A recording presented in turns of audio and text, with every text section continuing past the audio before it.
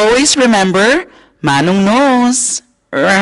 Hi, Manong George here. At nandito tayo ngayon sa Newcastle, sa bahay ni... Joke lang. Ang walang iba, walang kapares na si Kunars. Hello, mga Kunars. Yeah! Ay, ako.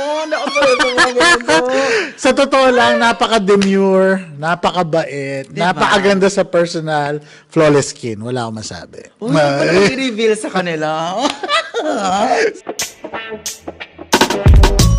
Gusto mo ba ng extra 15 pounds free sa iyong padala? Then let me walk you through kung paano yan with TapTapSend. So first of all, download the TapTapSend app either on Apple Store or Google Play. Input your details including your country and your phone number.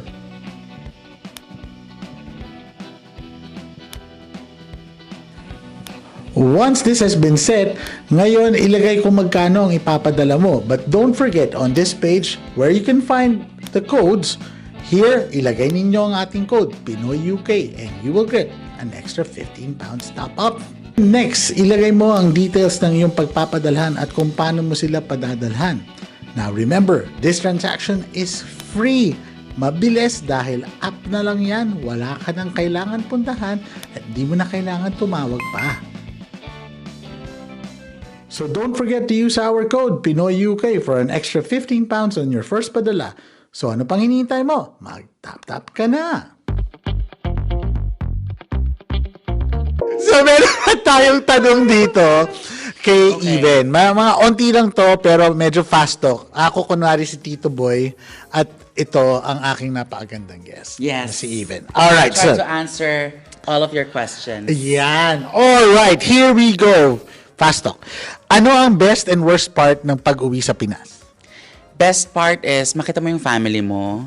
Worst part is, gastusan mo yung family mo. Of course! Of course! Kaysa family ng iba. Oo. Hindi, pero yun talaga. Like, pag umuwi ka, kailangan talaga ready ka Of course. para mag-spend. Kasi you're there para mag-visit, magbakasyon. So, dapat ready talaga ang bulsa mo. Pero best pa rin talaga ang makauwi ng Philippines in order for you to see your family talaga. Wala talaga eh. Pamilya talaga ang best. Of course! Alright, ito controversial sa ating community even. Aha. Ikaw ba, given the chance, mag-move ka ba sa US? Why and why not? Happy ako dito, Manong. So, I won't. Sorry sa mga USRN natin dyan. Pero, may kanya-kanya naman tayong ano, 'di ba? Kung nakita natin yung parang comfort zone natin, kung saan tayo happy talaga, siguro i-enjoy natin yung pinaka-moment.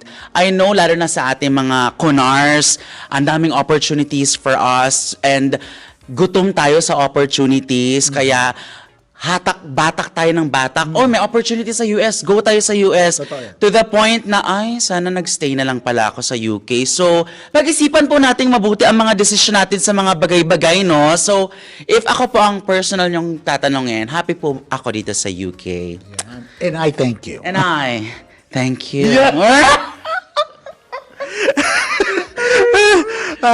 Gusto ko sabihin, no, ganito talaga si Kunars in real life, no? Hindi ako makapaniwala, pero it's so amazing. Pero anyway, ito, another controversial question even. Kung may iibahin ka sa UK, ano yun? Wala. Ulit nga. Iibahin ako sa UK, sana mababa nilang konti yung tax, pero of course, hindi naman natin, ano yun eh, makikisama tayo. Yun ang, ano ng gobyerno natin dito, so we have to do that. Pero, sana mas babaan nila yung English requirement for Filipino nurses kasi feeling ko naman we're competitive enough and we've sent enough nurses here na para alam na nila yung trabaho natin, di ba? Yun lang yung sa akin. Yun. Okay, next question. Ay, yeah. Ako na pala yung tanong. Sige, ano? Ano ba ang iibahin ko dito sa UK? I agree, sobrang halos lahat talaga dito is may tax talaga. Pero, parang sa magandang side naman ng tax, ma-feel mo naman yung tax. Where? Hindi, like sa healthcare system, mafe-feel mo naman talaga, pero yun nga, mataas talaga ang tax dito. So kung may babaguhin ako personally dito sa UK, siguro, because I love traveling, Tito Bo.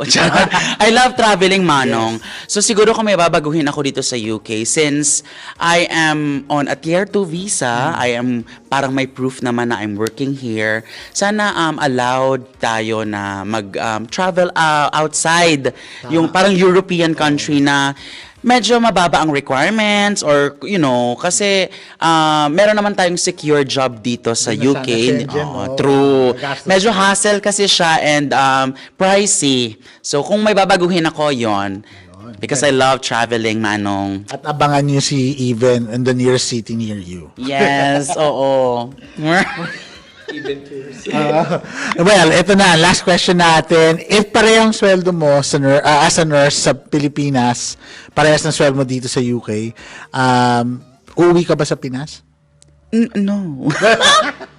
Pwede ba yun dito? Hindi.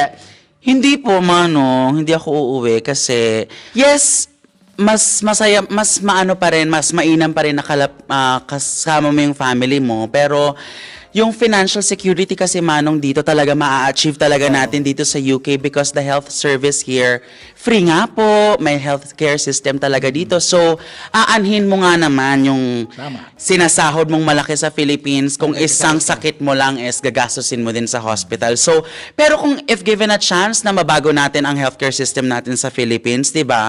Baka ma-consider kong umuwi and wag nang mga ibang bansa. Pero sa ngayon po kasi parang I feel secured sa UK and kaya happy talaga ako dito. Yung Alright, any last words sa members ng ating community sa Filipino-UK nurses, Even? Pretty check and rar. Yun. Basta happy lang po sana kayo dito. Always prioritize your mental health. Lalo na po sa ating mga OFWs.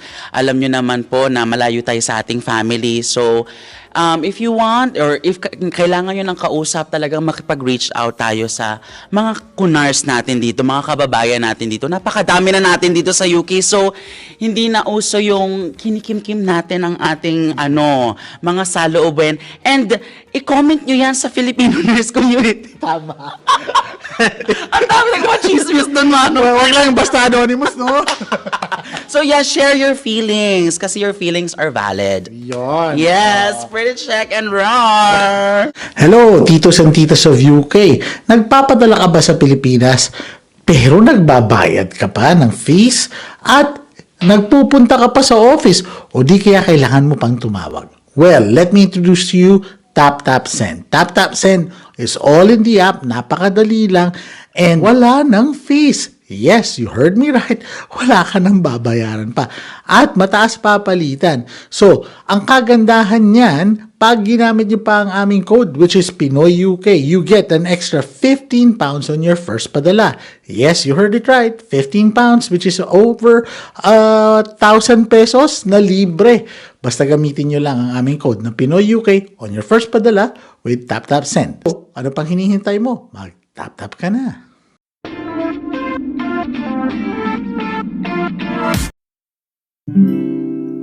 Manong knows best, put your worries to rest when staying in the United Kingdom. Manong knows best.